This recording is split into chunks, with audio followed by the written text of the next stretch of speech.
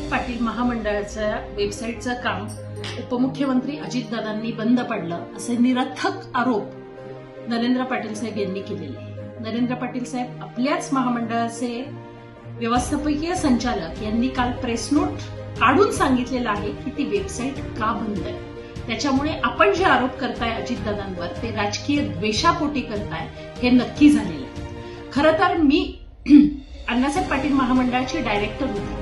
तिथे कामकाज कसं चालतं आणि स्वर्गीय अण्णासाहेब पाटील यांच्याबद्दल आम्हाला पण प्रचंड आत्मीयता आहे आणि ते महामंडळ चांगल्या पद्धतीनं काम करावं आमची सर्वांचीच इच्छा आहे. पण मराठा तरुणांना ची दिशाभूल करण्याचं काम आपण करताय आणि अजितदादांवर जे आरोप चुकीचे करताय.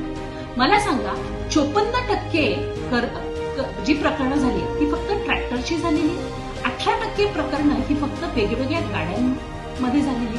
मग आम्ही असं समजायचं का की कोणीतरी कमिशनसाठी हे करते आणि काही एलवाईस तर मल्टिपल एलवाईस एकाच नंबरवर झालेले.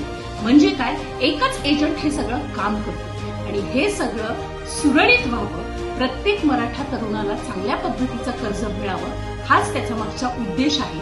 परंतु आपण कारण नसताना प्रशासकीय बाब ही अजितदादांवर आरोप करून आपण काहीतरी राजकीय द्वेष अजितदादांबद्दल मराठा तरुणांमध्ये पसरवताय. हे बंद करा.